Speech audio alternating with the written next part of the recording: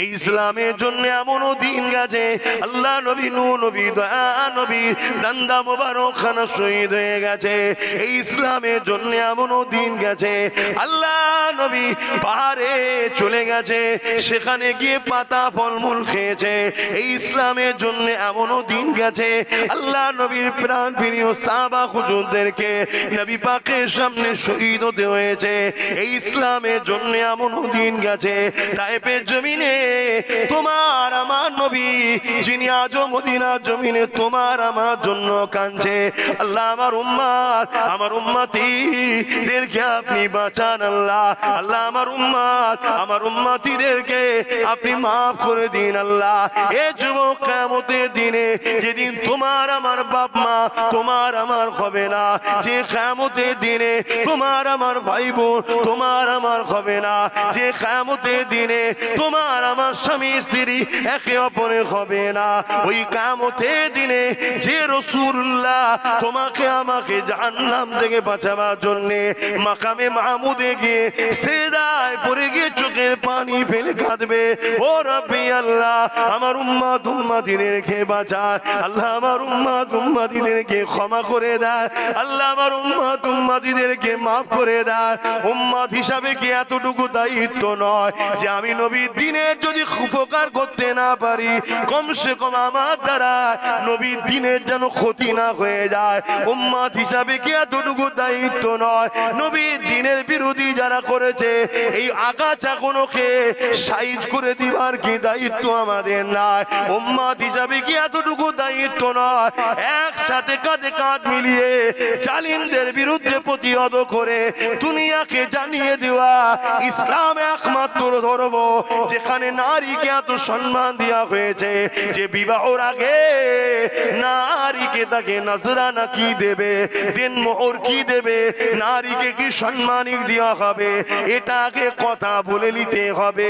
এ যুবকেরা তরুণেরা ইসলাম নারীকে এত মর্যাদা দিয়েছে, এক একটা নারী এক একটা জান্নাত। আরো জোরে বলুন সুবহান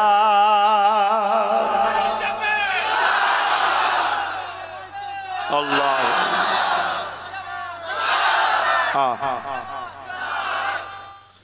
যুবকেরা মনে রেখে দিও কিয়ামতটা কিন্তু বড় কঠিন হবে।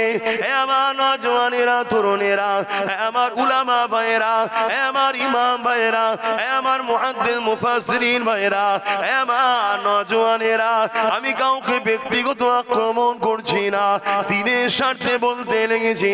ভুল আমার আছে আপনাদেরও আছে, ভুলের মাপ আছে। দিনের ক্ষতি ও ক্ষতিকারকদের সঙ্গে সাথ দিলে আল্লাহ পাক ক্ষমা করে দেবে না।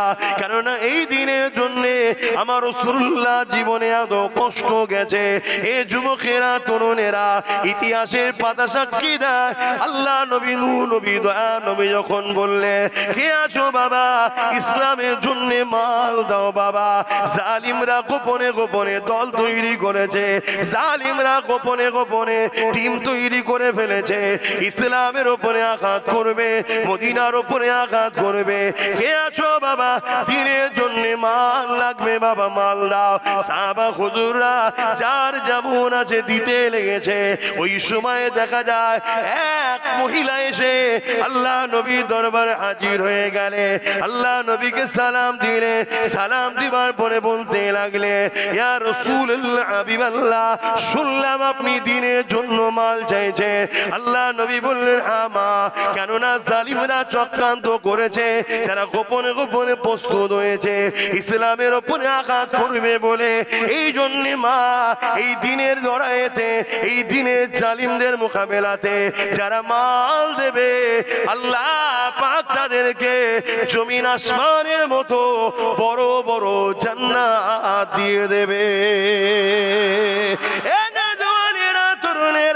ওই মহিলা তখন কি বলেছিলে, ইয়া রাসূলুল্লাহ হাবিবাল্লাহ, আমার স্বামী না, হুজুর স্বামী থাকলে আপনার কাছে পাঠিয়ে দিতা, এই জন্য আমি মা নিজে এসে হাজির হয়েছি, আমি দিনের জন্য কিছু দিতে চাই।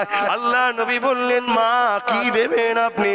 ওই মহিলা বলেছিলেন, ইয়া রাসূলুল্লাহ হাবিবাল্লাহ, আমি বড় গরীব, আমি বড় অভাবী, আমার দিবার মতো কিছুই না, এই যে আল্লাহ আমাকে ছেলেটা দিয়েছে। এ যুবক মন দিয়ে শোনো, আল্লাহ ছাড় দিয়েছে, ছেড়ে দেয়নি। আল্লাহ কোরআনে সূরা বাকারার মধ্যে বলে, আল্লাহ ও রাসূলকে ছেড়ে দিয়ে যাদেরকে তোমরা বেশি প্রাধান্য দেবে, আমার আল্লাহ তার হাতেই তোমাকে আমাকে মিটিয়ে দেবে। আমাদের তো সেই দিন বুঝে নেওয়া দরকার ছিল, যেদিন দাদা হুজুরের দরবারে প্রশাসন পাঠিয়েছিল, সেই দিন তো বুঝে নেওয়া দরকার ছিল, যেদিন এমন করে দুর্গাপুরে বুলডোজার দিয়ে মাদ্রাসাকে ভেঙেছিল, সেই দিন আমাদের বুঝে নেওয়া দরকার ছিল। এমন করে যারা বলেছিল রাস্তার কুকুরের বাচ্চাকে খাবার দেবো, মিড ডে মিল দেবো, মাদ্রাসার বাচ্চাকে দেবো না, সেদিন আমাদের বুঝে নেওয়া দরকার ছিল, কিন্তু দেরি আমরা করে ফেলেছি। দেরি হয়ে গেল, এখনো সময় আছে, আল্লাহর কাছে ক্ষমা চাও, তওবা করো, পরিবর্তন হও।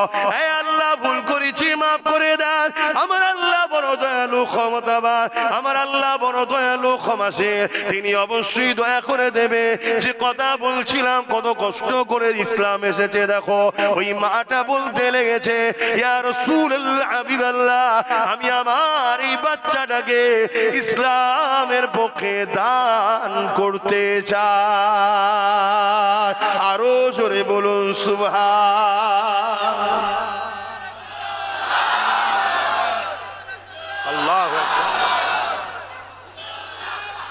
আল্লাহু আকবার। বাবেরা, নওজওয়ানেরা, মন দিয়ে শোনো, আল্লাহ রাসূল এই দিনের জন্য কত কষ্ট করেছে গো। আজ বাদুরিয়ার মানুষ এমন করে দেখা যায়, এটা কি থানা? বাদুরা থানা তো মাটিয়া হয়ে গেছে। এ নগর কসুয়া এলাকা মানুষেরা, উত্তর 24 পরগনা মানুষেরা, এক কথা আমার বসিরার হুজুরের রুহানি সন্তানেরা, বাবারা শুনে রেখে দাও, মৃত্যু একদিন না একদিন হবে। আল্লাহ আমাদেরকে দুটো কাজ দিয়েছে, কুনতু খায়রা উম্মাতিন উখরিজাত লিন-নাস তা'মুরুনা বিল মারুফ ওয়া তানহাউনা আনিল মুনকার। অন্যায়কে মিটাতে হবে, ন্যায়কে প্রতিষ্ঠিত করতে হবে। এই দুটো কাজ আল্লাহ আমাদেরকে দিয়েছে। এই জমিন আল্লাহ আমাদের জন্য বিছানা করেছে, আসমান আমাদের জন্য আল্লাহ ছাদ করেছে। আল্লাহ তোমাকে আমাকে আশরাফুল মখলুকাত করে বানিয়েছে। হাতে ক্ষমতা দিয়েছে, চোখে রোশনি দিয়েছে, পায়ে ক্ষমতা দিয়েছে, যৌবন দিয়েছে, শরীরে তাকত দিয়েছে। কুকুর, ছাগল, গরু, বিড়াল করে বানাইনি। আল্লাহ পাক আশরাফুল মখলুকাত মানুষ করেছে, আবার মানুষের মধ্যে দেখে শ্রেষ্ঠ উম্মত করেছে। কি জন্য করেছে? এ আমার বান্দা বান্দেরা, তোমরা আমার নবী আখিরি নবীর উম্মত উম্মতি, তোমাদেরকে আমি আল্লাহ দুটো কাজ দিলাম, এই দুটো কাজ তোমরা করো। কি কাজ? অন্যায় দেখলে সেটাকে রুখে দাও, অন্যায়কে মিটিয়ে দাও। দ্বিতীয় নম্বর কাজ হলো আমার জমিনের উপরে ন্যায় প্রতিষ্ঠিত করো, আমার জমিনের ক্ষুধার্তকে খানা খাওয়াও, আমার জমিনের এতিমের সাথ দাও, আমার জমিনে বিধবাদের অধিকার দাও, আমার জমিনের উপরে ন্যায় প্রতিষ্ঠিত করো, আমার জমিনের উপরে ঘুষ বন্ধ করো, আমার জমিনের উপরে সুদ বন্ধ করো, আমার জমিনের উপরে জেনা বন্ধ করো, আমার জমিনের উপরে খুন বন্ধ করো, আমার জমিনের উপরে দুর্নীতি বন্ধ করো, আমার জমিনের উপরে চুরি বন্ধ করো। এ উম্মতে মুহাম্মাদি, আমি আল্লাহ তোমাদেরকে এই জমিনের উপরে প্রতিনিধিত্ব করার জন্য পাঠিয়েছি। তোমরাই তো লিডারশিপ, তোমরাই নেতা, তোমাদেরকে আমি আল্লাহ লিডারশিপ দিবার জন্য পাঠিয়েছে।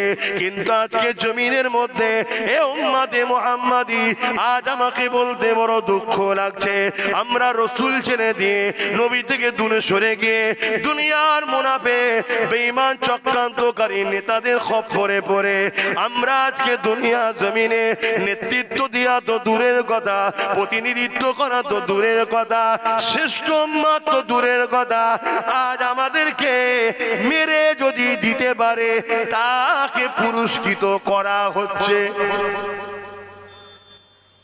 বলো, একটা কুকুর মারলে হয়তো কেস হবে, মুসলমান মারলে এখন কেস টেস নেই। এর দোষটা কি আমাদের না? হ্যাঁ কি না? আমরাই ভুল করেছি। ওই ভুলটা কি যে জন্য আল্লাহ পাঠালো সে কাজ ছেড়ে দিয়েছে। তোমাকে বর্ডারে পাঠানো হয়েছে, মাইনে দেওয়া হচ্ছে কি, যাতে বিদেশি শক্তি আমার দেশে হামলা না করে, তার জন্য পাহারা, দেশের মাল এদিক ওদিক না হয়ে যায়। যদি সেই কাজ না করে তাহলে তাকে রাখবে? তাহলে আমাদেরকে আল্লাহ বানিয়েছে কি জন্য? আল্লাহর জমিনে অন্যায় বন্ধ করতে হবে। আমরা মনে করছি শুধু নামাজ পড়তে পাঠিয়েছে, এজন্য একদল লোক আছে শুধু নামাজ, রোজা, দাঁড়িয়ে টুপি, হজ, যাকাত ছাড়া তাদের কাছে কোনো হজই নেই। আর ভালো কথা, নামাজের কথা বলতে হবে, 100 বার বলতে হবে, কিন্তু নামাজ পড়াও যদি জালিমের সাথ দেয়, ও নামাজির নামাজ তো দূরের কথা, ও ইসলাম থেকে বেরিয়ে যাবে। এটা কি জানো? বলো কি গো, ঝিমিয়ে গেলে কেন? আমার পরে বেজার হয়ে যাচ্ছ নাকি? আবার শুনছো যে বলো যে হ্যাঁ শুনছি, তাহলে তো ঠিক আছে, লাইনে আছে। আর নাই ভাববো আমি রং রোডে গাড়ি ঢুকিয়ে দিলাম না কি রে বাবা, অ্যাক্সিডেন্ট হবার আগে গাড়ি ব্যাকে নিয়ে চলে আসা দরকার।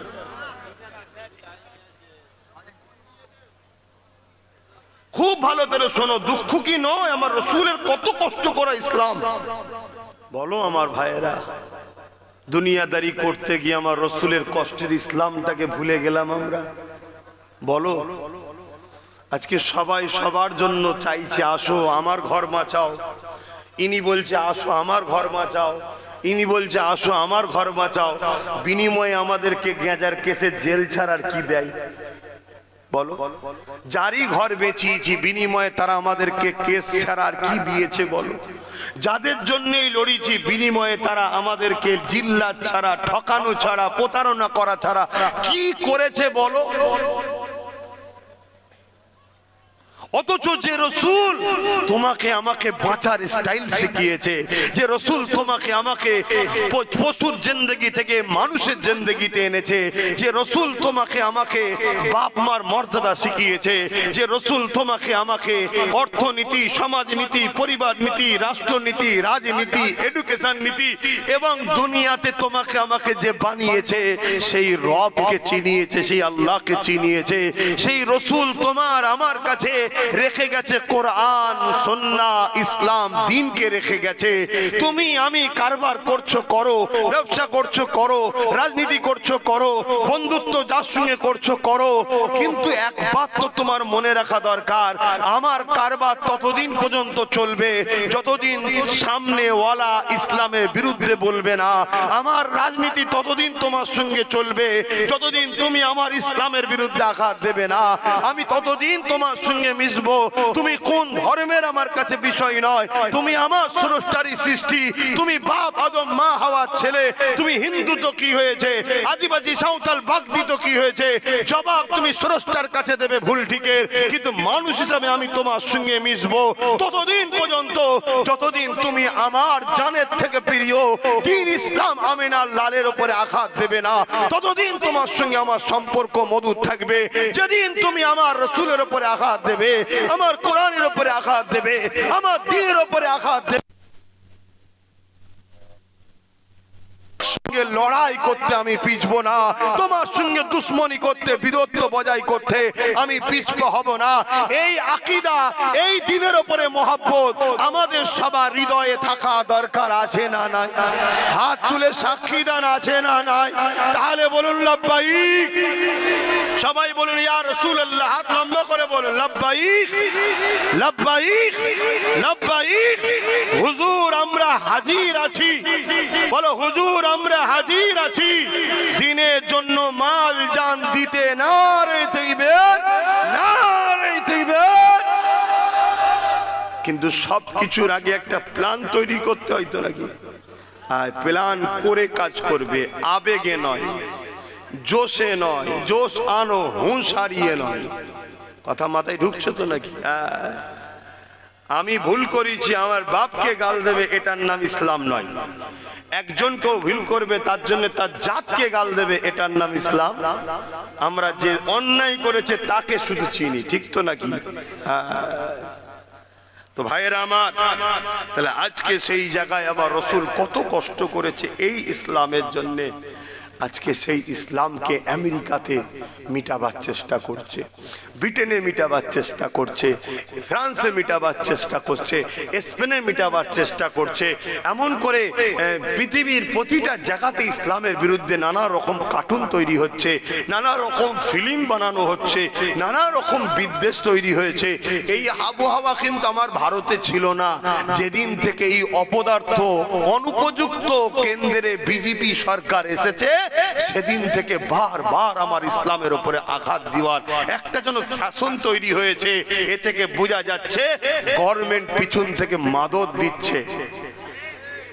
শুনছেন তো নাকি? আমার কথায় অসুবিধা হচ্ছে আপনাদের? না আপনি বলবেন যে হুজুর সব ঠিক আছে, ওই রাজনীতির বিষয়টা একটু না বললে হয় না? তাহলে তো ফেরাউনের বিরুদ্ধে বলা যাবে না। ফেরাউন রাজনীতির নেতা ছিল তো নাকি? এই ফেরাউন রাজনীতির নেতা নয়? একটু বলবেন তো হ্যাঁ কি না? হ্যাঁ, মিশরের রাজা ছিল তো, রাজনীতি করতো তো নাকি? আসলে নমরুদের বিরুদ্ধেও তো বলা যাবে না, কারণ নমরুদ তো তামাম পৃথিবীর রাজা ছিল। তাহলে তো আবু জেহেল, উতবা, সাইবা, ওদিকে এজিদ, এদের বিরুদ্ধে তো বলা যাবে না। কি বলছে? আব্বাস সিদ্দিকী কিছু ভুল করছে, কিন্তু কিছু মৌলী সাহেব যেন মনে হচ্ছে তাদের নজরে আমি একটু ভুল মতো।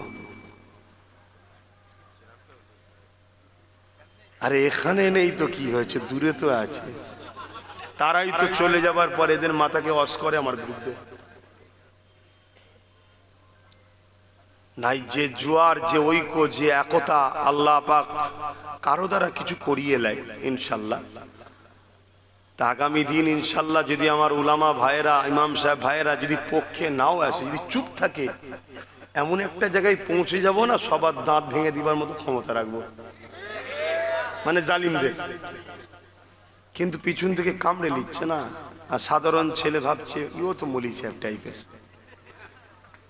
কিন্তু সাধারণ লোক তো জানেন না যে উলামা দুই ধরনের, একটা খাইরুল উলামা, একটা সারুল উলামা। এলেম অর্জন দুজনই করেছে, একজন দুনিয়ার জন্য এলেমকে খরচ করে, একজন আল্লাহ দিন হলো মাকসাদ। দিনের স্বার্থে হাজারো জায়গায় সে যায়, কিন্তু মাকসাদ তার দিন, মাকসাদ তার আল্লাহ, মাকসাদ তার রসুল। হক উলামা চিনারও একটা নমুনা হলো, হক উলামা কখনো জালিম শাসকদের সঙ্গে বন্ধুত্ব করতে পারে না। কথা মাথায় শুনবে? এখনো যুবক শোনো, আমার কথা মানবে কি না মানবে পরের বিষয়, কিন্তু কাল তুমি যখন বিপদে পড়বে, কমসে কম এতটুকু তো তোমার ভেতর থেকে একটা আওয়াজ বেরোই জানো যে আব্বাস সিদ্দিকী বলেছিল রে। যেমন আমি বলেছিলাম 8 বছর ধরে ওয়াকাফ চলে যাচ্ছে, ওয়াকাফ চলে যাচ্ছে, ওয়াকাফ চলে যাচ্ছে, ধর ধর ধর। তোমরা বলেছিলে অনেকে, সবাই নয়, আমাদের তো মমতা আছে বাঁচাবে, আর মমতাও বলেছিল কোনো টেনশন নেই। লাস্টে শয়তান ঠিক সময় ফেসিয়েছে না ফাঁসাইনি? তা যারা ওর পক্ষে ছিল তারা আজকে একবার হলেও তো কমসে কম প্রকাশ্য না বললো, বুকে হাত দিত, এটা বলতে বাধ্য আব্বাস কিন্তু অনেক আগে থেকেই বলছিল। আজও আমি তোমাদেরকে বলে যাচ্ছি, কমসে কম ওই দিনটা যখন ঘটবে তখন তোমরা যাতে বলতে পারো যে সত্যি ধরে এদেরকে উলামা মনে করে এদের কথা শুনে তো বিরাট ভাষা ফেসেছি। আব্বাস বলেছিল হক উলামা কখনো জালিমদের সঙ্গে সম্পর্ক রাখতে পারে না। মনে থাকবে, আমার নবীর লড়াই ছিল জালিমের বিরুদ্ধে, আর উলামাকে নবীর ওয়ারিস, আল উলামা ওয়ারাসাতুল আম্বিয়া, নবীর ওয়ারিস, তো নবীর পক্ষে যে সে তো নবীর ওয়ারিস, নবী ছিল জালিমদের বিরুদ্ধে, আর নবীর ওয়ারিস আছে জালিমের সঙ্গে। এটা কি করে হয়?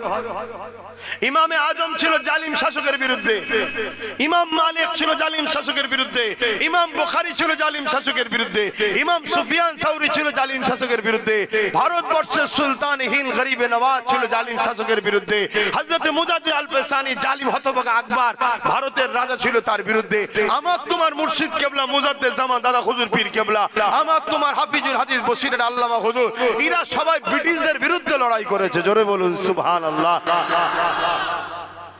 আমি কাউকে চিনি না, ভালো ঘরের ছেলে ভালো কথা, কিন্তু দুনিয়াদারের খপ্পরে পড়ে ভালো ঘরের ছেলেও বিগড়ে যেতে পারে না, পারে না। হ্যাঁ, ভালো ঘরের ছেলে যখন তার সমালোচনা করব না, কিন্তু কমসে কম যখন জেনে গেছি জালিমের সাথে আছে তার সাথও দেবো না। সে তার কবরে জবাব দেবে, আমি তার বিরোধী করতে যাব না। কেন? তার বিরোধী করতে গেলে তার উপরে অনেক ভালো লোক আছে, তাদের নামটাও জড়িয়ে যাবে, তাই বিরোধীও দরকার নেই। কিন্তু জেনে যখন গেছি যে জালিমের সাথে কেন রে, তাহলে তার থেকে দূরে থাকা দরকার আছে না? না, আলেম মানুষ ভালো কথা, মুফতি মানুষ ভালো কথা, বক্তা মানুষ ভালো কথা, মাদ্রাসা করছে মসজিদ করছে ভালো কথা, আমি তার বিরোধী করতে যাব না। কিন্তু যখন দেখবো জালিম আসছে একসাথে স্টেজ শেয়ার করছে, তখন আমার তো ভেবে লিয়া দরকার এনার সাথ আমি। আর জুলুম তো জুলুম, জুলুমের এখন চরম শিখরে পৌঁছে গেছে।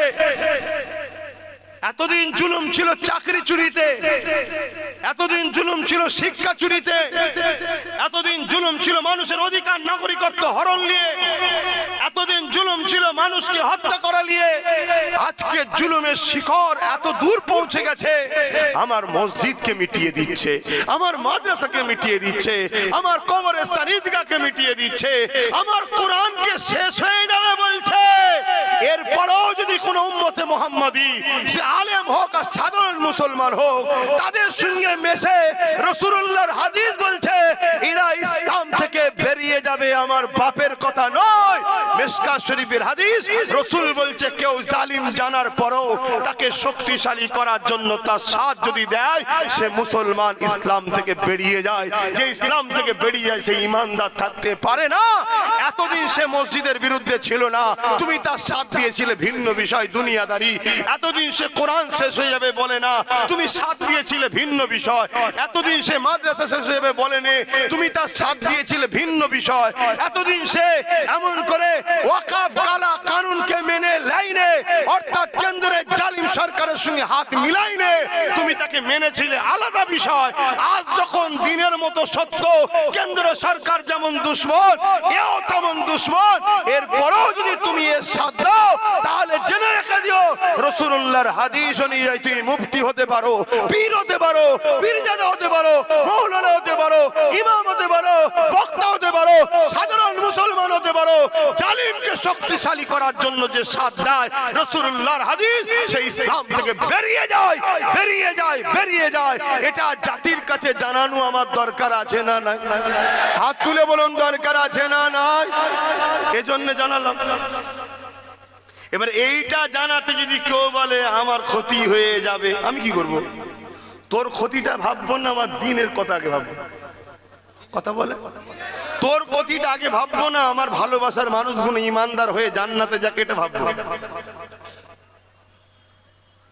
এই কথাটা বলাতে আবার কাটিং করে সব ছড়ানো হয়েছে। আবার একজন বুজুর্গ মানুষের সঙ্গে সেটিং করেছে, দেখো ইনি বলছে দেয়া যাবে। ইনি কবে বলেছিল? যখন ইনি বলেছিলেন তখন এ শয়তান বলেন কোরআন শেষ হয়ে যাবে। শুনছেন তো নাকি? যে কোরআন শেষ হয়ে যাবে সে শয়তান না? শয়তান না? এই আওয়াজ দিয়ে শুনতে চাইছি। কারো শয়তান বলতে অসুবিধা আছে? শয়তান তো সেই বলবে না যে এর মতো শয়তান। শয়তান কখনো শয়তানকে শয়তান বলতে চাইবে না। মুমিনই শয়তানকে শয়তান বলতে পারে। বলবেন না সবই ঠিক আছে, সম্মানীয় ব্যক্তি এত বড় কথা বলে কিসের সম্মান? কিসের সম্মান? আমরা সাথ দিই তাই সম্মান পাই, আমরা সরে গেলে বিগত দিনে সবার সম্মান পাংচার হয়ে গেছে। তাহলে তুই আমাল দিয়াতেই সম্মান পেলি, আর তুই আমার পবিত্র গ্রন্থ কোরআন শেষ হয়ে যাবার কথা বলিস? তাহলে একদিকে যেমন বলছে ইসলামে রেপ করা কোনো খারাপ নয়, একদিকে বলছে কোরআন শেষ হয়ে যাবে, আর একদিকে বলছে মাদ্রাসা ভেঙে দাও। আবার নতুন করে একটা প্ল্যান হচ্ছে পশ্চিম বাংলা এবং ভারতের একটা ঐতিহাসিক মাদ্রাসা আলিয়া, আজকে সেই মাদ্রাসাকে শেষ করার জন্য এক জাহান্নামের কুকুরকে দায়িত্ব দেওয়া হচ্ছে। দেখেছেন তো নাকি? তাহলে বলুন এরা কি করতে চাইছে? আর এদের এই পাওয়ারটা কে দিয়েছে? এদেরকে এই পাওয়ারটা কে দিয়েছে? জনগণ বলল হবে না, উত্তর ভুল হচ্ছে। এদেরকে এই পাওয়ারটা কে দিয়েছে? বলো না, লজ্জা লাগছে কেন? আমরা দুধেল গাইরাই দিয়েছি তো। হ্যাঁ, ভুল তাহলে করেছি না করিনি? মানুষেরই ভুল হয়। কার ভুল হয়? তাহলে তওবা করো, ইস্তেগফার করো। যে ভুল আমরা করেছি আমাদেরকেই এর প্রায়শ্চিত্ত করতে হবে, তাই তো নাকি? অতএব যারা দায়িত্বশীল আছেন আমার কওমের যারা দায়িত্বশীল আছেন যে কোনো পদের, যদি আপনারা সচ্চা মুসলমান হন, এই সুযোগ এর থেকে মুখ ফিরিয়ে সরে আসেন। আসুন আমরা এখন, ঠিক না বেটি? তবে হ্যাঁ, কিছু দায়িত্বশীলকে তো কোনোভাবে লিয়া যাবে না। কেন? তাদের মুখটা দেখলেই বাকি সবার সমস্যা খারাপ হয়ে যাবে। তার মধ্যে তুলনামূলক অনেক ভালো আছে না নাই? আমি সেই গুণকে বলছি, এই সুযোগ চটচট করে চলে আসো। আর নাই খোদার গজব, বাবরি মসজিদ শহীদ হয়েছিল যাদের দ্বারা, খোদার গজব কি হচ্ছে দেখেছেন তো? সারা দুনিয়ায় তার হাহা করে বেরিয়ে বেড়াচ্ছে। কি কত শক্তিশালী ছিল, আজকে সারা ভারতে তারা ঝাড় খেচ্ছে। এটা খোদার মার কথা বুঝে আসছে বিগত দিন। তাই আমি আপনাদের বলবো, এমন ক্ষতি না হয়ে যায়। বিগত দিন যে বলেছিল মাদ্রাসায় জঙ্গি তৈরি হয়, তার উপরে খোদার মার কি হয়েছে দেখেছেন? কথা বলছে না তো? হ্যাঁ, কিন্তু তারা যদি শুধরে যায়, পরিবর্তন হয়, ক্ষমা চেয়ে এলাই, গণতান্ত্রিক দেশ, সবাই মিলে মিলেমিশে থাকতে হবে, ঠিক তো নাকি? এবং বর্তমান যে শয়তানি করছে, সেও যদি বলে আমি শয়তান আর থাকবো না, পরিবর্তন হতে চাই, ক্ষমা চাইছি, তাহলে ভিন্ন বিষয়। কিন্তু আসল কথা হলো, যতক্ষণ আমার কোরআনের বিরুদ্ধে কেউ থাকবে, দিনের বিরুদ্ধে থাকবে, ইমানদার কখনো তার সাথ দিতে পারে? ভাই আমার কথায় কেউ কষ্ট পেয়েছেন? আপনার কাছে এ ভালো ও খারাপ, ও ভালো এ খারাপ, এমন ব্যাপার নয় তো। আমার কাছে ভালো সে, যদি সে অমুসলিম হয়, আমার ধর্ম মানে না, কিন্তু বিরোধী যেন না করে, সেও আমার কাছে ভালো। মানুষ হিসেবে তাতে মিশবো আমি। আর মুসলমানের মধ্যে আমার কাছে তো সে ভালো, যে ধর্মের সাথে যদি কোনো জিনিসের টক্কর হয়, দুনিয়ার পথ তথ সব ছেড়ে দেবে, ধর্মের পক্ষে সে দাঁড়াবে, সে আমার কাছে ভালো। কথা বুঝে আসছে? একটা ব্যক্তি কত নাম ছিল, একটা ব্যক্তি কত নাম ছিল, মৌলানা মানুষ। মাঝে মাঝে তো সোশ্যাল মিডিয়ায় দেখি অনেকে কমেন্ট করছে, অমুক কি মারা গেছে না বেঁচে আছে, একটু ইনফরমেশন দেবেন। এরকম গোলামির জিন্দেগি করে কি লাভ? বেরিয়ে আসেন না, আপনার মন্ত্রী হবার শখ হন না, আমরা সাপোর্ট করবো। কি করবেন না ভাই? তুই মৌলানা মানুষ, আমরা সাপোর্ট করবো। কিন্তু তা বলে তুমি এই জালিমদের সঙ্গে দালালি করলে হবে? বেরিয়ে আসে, আমরা সাপোর্ট করবো। আপনার মন্ত্রী হবার শখ, তো আপনি মন্ত্রী হন। কি আমার কথা ভুল হচ্ছে নাকি? আমরা অন্য হাজারটা সমাজের মানুষকে বুঝিয়ে বাজিয়ে, ভয় দেখিয়ে হোক, অর্থ দেখিয়ে হোক, আমাদের প্রভুত্ব মানিয়ে নিলেও নিতে পারি।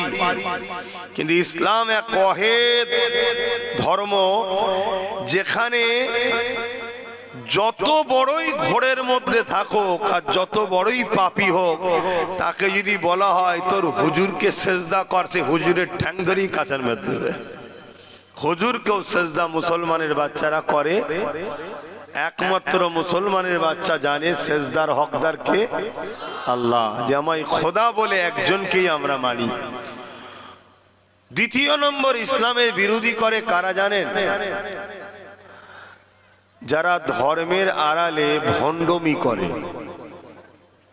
যেমন কিছুদিন আগে একটা বাবা বেরিয়েছিল, বাবা বলছিল যে আমি তো টুপিওয়ালাদেরকে টেনশন দিতে এসেছি। টেনশন लेने का नहीं, टेंशन देने का है। टूपी वालों को टेंशन देने आए हैं। আজকে সোশ্যাল মিডিয়ায় দেখা যাচ্ছে সে বাবাই তার ধর্মস্থানের আড়ালে শিশু হালকা বয়সে নাবালিগ নারীদের সঙ্গে খারাপ ব্যবহারের ধান্দা শুরু করেছে। এই সকল ভণ্ড এরা ইসলামকে ভয় করে, কেন ইসলাম নারীদেরকে এত মর্যাদা দিয়েছে। এরা ভয় করে যে ইসলামের আলোর কাছে আমাদের 2 নম্বরই ধান্দানা বন্ধ হয়ে যায়, তাই এরা ইসলামের বিরোধী করে। শুনছেন তো? আমার 10 জনের সঙ্গে আমার ওয়াজ একটু আলাদা হবে ভাই। আমি 10 জনের ওয়াজকে ভুল বলছি না, সাবজেক্ট অনেক তো, এক একজন এক একটা বিষয় আলোচনা করে। আমি একটু সাফাই করার সাবজেক্টে আলোচনা করি। তো সেই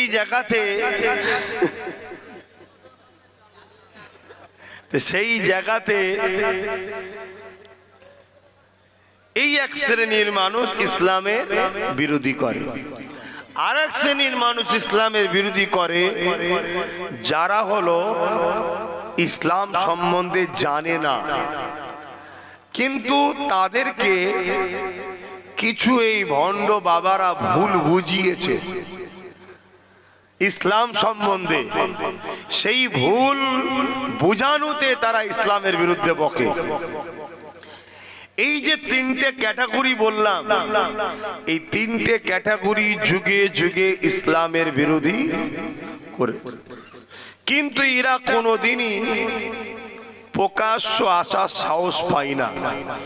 প্রকাশ্য তখন মাথায় এরা চাড়া দেয় যখন এদের সঙ্গে দাড়িওয়ালা টুপিওয়ালা মুসলমানদের মধ্যে একদল গাদ্দাররা সাথ দেয়।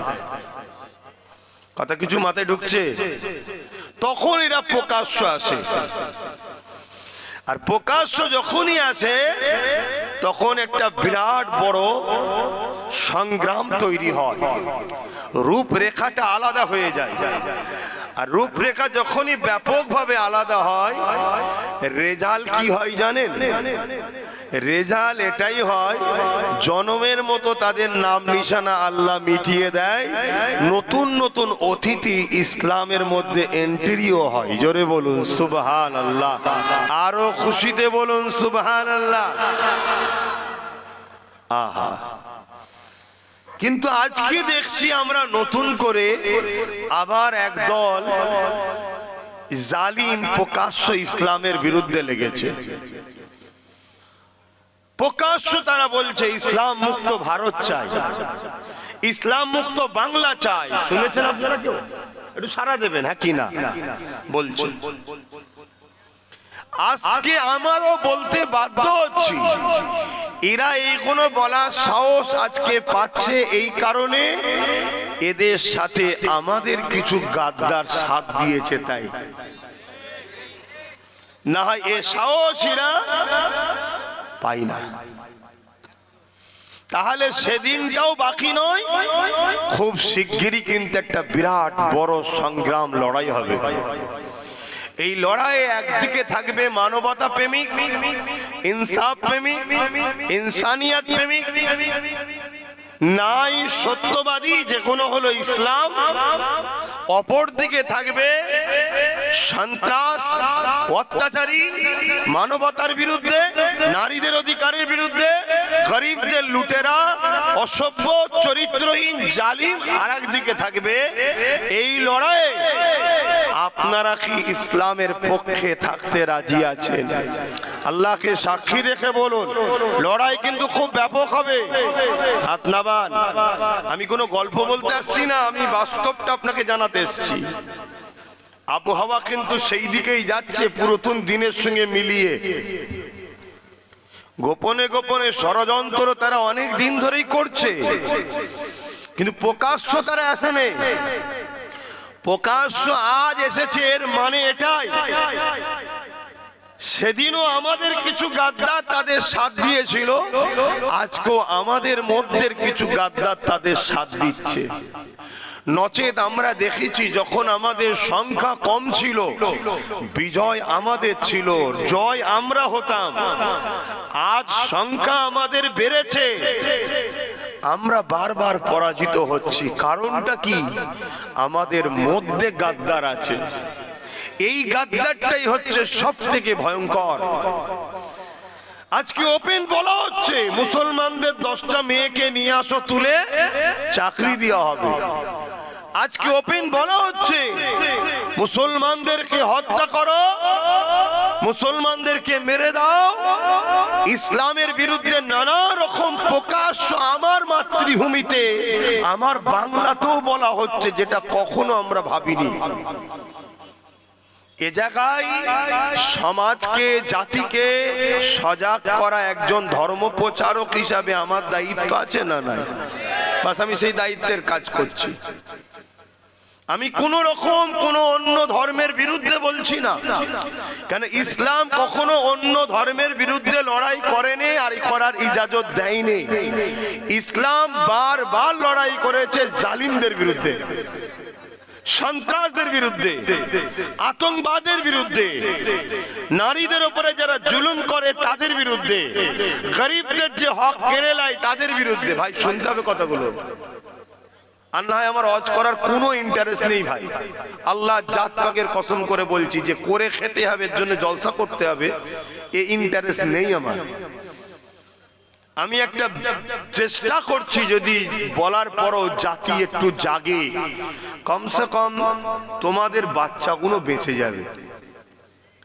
আর ইসলাম তো থাকবে, তোমরা যদি না জাগো তোমাদের বাচ্চাগুলো ওই সন্ত্রাস, জালিম, অত্যাচারী ইসলাম বিদ্বেষীদের সঙ্গে সাথ দিয়ে এরাও ইসলামের বিরোধী হয়ে এরা সব জাহান্নামের কুকুর তৈরি হবে। আমার ভাষা ভাব একটু কড়া, কিন্তু ভুল বলছি না, কথা বুঝে আসছে। এই জন্য চেষ্টা করছি। নামাজ পড়তে হবে জানে না এমন কোন মুসলমানের বাচ্চা নেই। রোজা রাখতে হয় বছরে একবার এমন কোন মুসলমানের বাচ্চা নেই যে জানে না। মালদারকে হজ করতে হয় এমন কোন মুসলমানের বাচ্চা আছে নাকি যে জানে না? সবাই জানে, কিন্তু এটা মুসলমানের বাচ্চা আকসার জানে না যে জুলুম দেখে চুপ থাকলে কিয়ামতের দিন বুবা শয়তান করে আল্লাহ তুলে জালিমদের সাথে জাহান্নামে দেবে। এটা আকসার লোক জানে না। অনেকে মনে করে আমি তো জুলুম করিনি, কিন্তু না, শুধু জালিম হলে যে জাহান্নামে যাবে তা নয়। জুলুমকে দেখে যারা চুপ করে যাবে, জুলুমকে দেখে যারা খামোশ হয়ে থাকে, অন্যায়কে দেখে যারা চুপ করে থাকে, আমার আল্লাহ তাদেরকেও জালিমদের সাথে বুবা শয়তান করে জাহান্নামে দেবে। জুলুম কখন বাড়ে? যখন হক বলনেওয়ালার লোক থাকে না। মিথ্যাচার কখন হয়? যখন সত্য বলার লোক থাকে না। কথা বুঝে আসছে তো ভাইয়েরা আমার? আপনারা নিশ্চয়ই দেখছেন কিভাবে জুলুম বাড়ছে, বাড়তে বাড়তে বাড়তে। আপনারা নিশ্চয়ই দেখেছেন গত কয়েক সপ্তাহের খবর, বিহারের মুখ্যমন্ত্রী এক মানবরূপী জানোয়ার, ভারতের সংস্কৃতি, ভারতের কালচার, সংবিধান বিরোধী একটা মানুষের অধিকারের রাইট, তার সভ্যতা, তার পছন্দ, তার কালচারের উপরে হস্তক্ষেপ করে তার মুখের নেকাবকে টানছে। আপনি কি এখনো বুঝতে বাকি যে কাদের হাতে দেশ চলে যাচ্ছে? কারা আগামী দিনে দেশের প্রভু হতে চাইছে? আপনি কি ভাবছেন মসজিদে গিয়ে সেজদা দিয়ে জান্নাত পেয়ে যাবেন? তাহলে ইমামে হোসাইন কেন কারবালায় গিয়েছিলেন জবাবটা দিতে পারবেন? আপনি কি ভাবছেন মাসে এক বছরে একবার রোজা রেখে জান্নাতে চলে যাবেন? তাহলে মওলা আলী কেন শহীদ হয়েছিল জবাবটা দিতে পারবেন? আপনি কি ভাবছেন 50টা 100টা মসজিদ মাদ্রাসা করে জান্নাত চলে যাব? তাহলে হযরতে মওলা আলী জুলফিকার কেন হাতে নিয়েছিল জবাব দিতে পারবেন?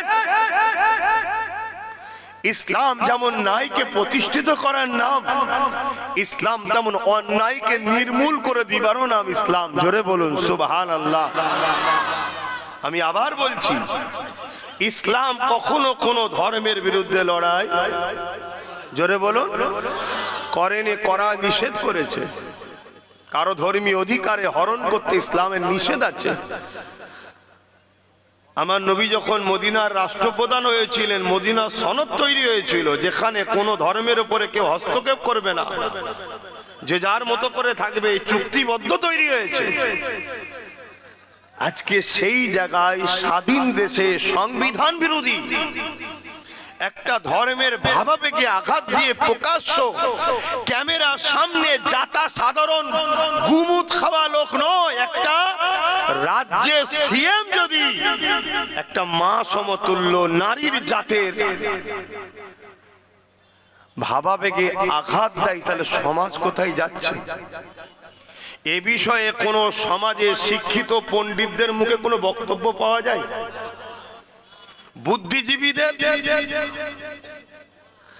তাহলে ভাবতে হবে বুদ্ধিজীবী যাদেরকে ভাবছি সে শয়তানজীবী নয় তো? যাকে আমি পণ্ডিত ভাবছি সে মূর্খ নয় তো? কোন জায়গায় সমাজ যাচ্ছে? তার কিছুদিন আগে দেখলাম আর এক বাবা বলছে নারী হলো খেলা করার জিনিস, মজা করার জিনিস, প্রকাশ্য বলছে। শুনছেন? আবার তাদেরই দলের আরেকজন আমার পশ্চিম বাংলার উত্তর 24 পরগনা, তোমাদের এই 24 পরগনা ভাটপাড়াতে অর্জুন সিং নাম বিজেপির নেতা, সে আবার বলছে ইসলামে নাকি রেপ করাটা কোনো খারাপ বিষয় নয়। আমি জানতে চাইছি আমার যুব সমাজের কাছে, আমি জানতে চাইছি আমার কওমের কাছে, আমি জানতে চাইছি আমার বাপ মা ভাই বোনেদের কাছে, আমার রাসূলুল্লাহ আজও রওজা মুবারকে আমাদের জন্য কাঁদছে, সেই নবীর ইসলামে কি রেপ করাটা খারাপ কাজ নয়? এই মিথ্যাচারটা যে প্রচার হচ্ছে, এর বদনামটা কি আমার নবীর গায়ে কলঙ্কিতর জন্য চেষ্টা হচ্ছে না? এর আঘাতটা কি আমার রাসূলুল্লাহর গায়ে দিবার কি মানবরূপী পশুগুলো চেষ্টা করছে না? এরপরও বাংলার জমিনে আমরা মুসলমান এত থাকার পরও বাংলার জমিনে অন্য ধর্মের মানুষও যারা সম্প্রীতি প্রেমিক বলে, সেকুলার মাইন্ডের বলে, এত থাকার পরও এরকম একটা মানবরূপী পশু এখনো জেলে না গিয়ে বাইরে ঘুরছে। ভাবতে হবে আমরা কাদেরকে আপন মনে করি, কাদের সঙ্গে মিশি, আর কাদেরকে আমরা দরদি মনে করি। ভাবার দরকার আছে না? আমি কখনো বলবো না অন্য ধর্মে কি আছে, আমি কারো ধর্মে আঘাত দেবো না, কারণ আমার ইসলাম ইজাজত দেয়নি। সবচেয়ে বড় কথা, আমার ধর্মের বিষয় এরা সত্য বললো একটা আলাদা কথা ছিল, মিথ্যাচার করছে। এরকম ডিস্টার্ব করলে কি করে হবে? আপনারা কথা বললে আমার মাইন্ড একটুখানি যদি আমার কথা মিস্টেক হয়ে যায়, ভাই আমার কথাটাকে কেটে এমনি হই হই হচ্ছে। সত্য কথাকেও এডিট করে ছড়াচ্ছে, ফটোকে এআই করছে, কি না করছে আমাকে নিয়ে। আবার যদি সত্যি একটু মিস্টেক হয়ে যায় তাহলে তো ব্যাস। আমার বোঝো আমার ভাইয়েরা, মৃত্যু আমাদের হবে না? হবে না। কিয়ামতের দিনে নবীর শাফাআতের আশা আছে না নাই? নবীর শাফাআত ছাড়া কোনো বাপের বেটা জান্নাতে যেতে পারবে? কিয়ামতের দিনে নবীরাও নফসি নফসি করবে। তাহলে সেদিন তো আল্লাহর রাসূল আপনাকে বলতে পারে, হ্যাঁ আমার উম্মত, তুই দুনিয়ার বেঈমান নেতাদের জন্য লড়াই করলি, তোর জায়গা জমির জন্য লড়াই করলি, তোর নিজের জন্য সবকিছু করলি, আমার মার খাওয়া, রক্ত ঝরানো, সাহাবাদের শহীদ হওয়া, আমার পিয়ারা হোসাইনের কারবালায় শহীদ হওয়া, আহলে বায়াতদের কারবালায় কুরবানি হওয়া, কত মায়ের কোল খালি হওয়া, এই যে মানবতার ধর্ম, ইনসাফের ধর্ম, ইনসানিয়াতের ধর্ম, নারীর অধিকারের ধর্ম, মা বাপের মর্যাদার ধর্ম, ইনসাফ, ইনসানিয়াত, মানবতা, সাম্যের ধর্ম, ইসলামের বিরুদ্ধে যখন তোর রাজ্যে একজনকেও মিথ্যাচার করলো, তোদের সরকার তাকে অ্যারেস্ট না করে তোদের কাছে যখন আবার এসেছিল, তাকেও জুতোর বাড়ি তাড়া করলি না কেন? এটাও দরকার জিজ্ঞেস করতে পারে না? পারে না যে কাদের পিছনে আমরা ঘুরছি? আপনার আমার কথাকে অন্যদিকে নিয়ে গেলে হবে না। আমি এই জন্য রাজনীতির কথা এখানে নিয়ে এলাম যে রাজ পাওয়ারের লোকেরাই ধর্মের বিরোধী করছে, ঠিক তো নাকি? তাহলে ওর পাওয়ারটার জন্যই করছে। আর আরেক দল ভণ্ড যারা করছে তাদের পিছনেও রাজ পাওয়ারই মাদক দিচ্ছে। শুনছেন তো? কি মুখ দেখাবেন কিয়ামতের দিনে? পেটের এত জ্বালা ধরে গেছে। আসেন আপনাদেরকে ভাবাচ্ছি, জাগাচ্ছি। যদি কাল আপনি জাগেন তাহলে এরকম আচ্ছা আচ্ছা জাহান্নামের কুকুর যারা ইসলামের নামে মিথ্যাচার করে এরা এমনি ধ্বংস হয়ে যাবে। অথচ ইসলাম নারীদেরকে কি সম্মান দিয়েছে। আমি তো চ্যালেঞ্জ করছি, কেউ যদি থাকে আসো মোকাবেলা করতে। ইসলাম নারীকে যে মর্যাদা দিয়েছে তার থেকে উত্তম মর্যাদার কোন টপিক যদি থাকে কেউ নিয়ে আসো। কথা শুনছেন? আজ থেকে ১৫০০ বছর আগে এই পৃথিবীতে মানুষ যখন ইসলামকে ভুলে গিয়ে ঈসা নবী চলে যাবার পর এক আল্লাহ ভুলে গিয়ে ৩৬০টা নকল খোদা করে ফেললো, তারা নিজেদের বেটিদের ঘরেও জ্যান্ত পুঁতে দিত, মায়ের সঙ্গে নোংরা কাজ করত, নারী কিনা বেচা হতো, নারীকে ভোগের জিনিস বানিয়ে দিয়েছিল।